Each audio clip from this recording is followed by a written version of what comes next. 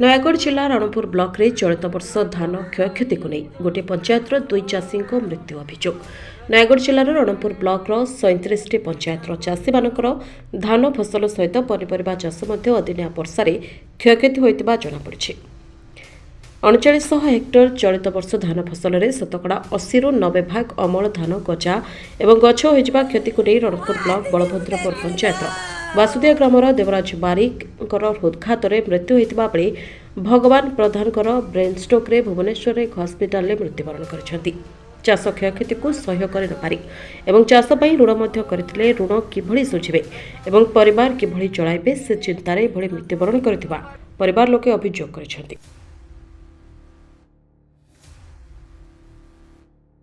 संजय कुमार दास सरपंच बलभद्रपुर।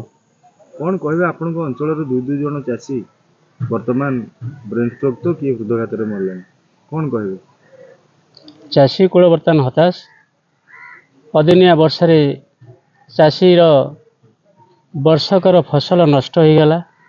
समस्त चाषी दुखरे म्रियमाण किभଳି भावरे करिथिबा बकेया ऋण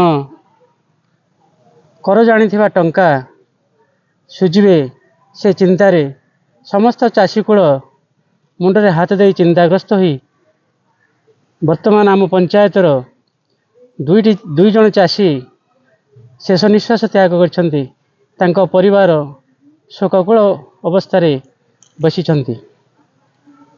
तेणु आम अंचल मान्यवर विधायक अंचल मान्यवर विधायिका आम ओडिशार बाचस्पति महोदय आम अंचल को मान्यवर मुख्यमंत्री को प्रथम करी चाषी मानकर दुख बुझापी अंचल को परिदर्शन आनी किंतु कौन प्रकार अनुदान न मिल हेतु चाषी मुंडरे चढ़क पड़ी। समस्त चाषी किभଳି भावरे तांको परिवार प्रतिपोषण करिवे सेथिप्रति दुखरे भांगी पड़ी। परिचयटा मो पिता मो ना हूँ शंभु प्रसाद प्रधान मो बापा ना हूँ भगवान प्रधान। को पंचायत बलभद्र पंचायत। कौन असुविधा कहले आज्ञा ए वर्ष जो भाया आमर फसल होता प्राय 3-4 एकर जगह फसल करूँ।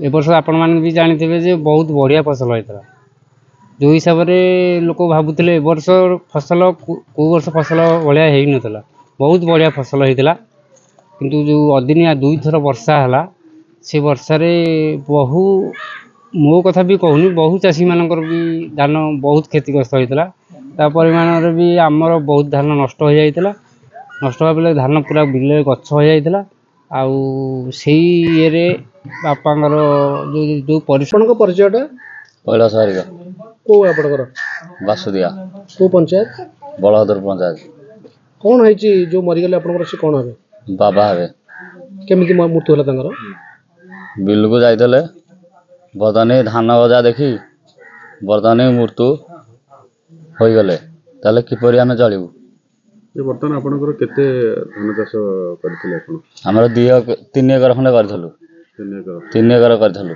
भाग चाष केते भाग चाष भी आउरी केतलु टोटल मिसे की 4 एकर 3 एकर हां तो बर्तन ये जो संपूर्ण भाव में पूरा आज्ञा सब गजा केते परिमाण ऋण करथिले ऋण माने गोटे करथलु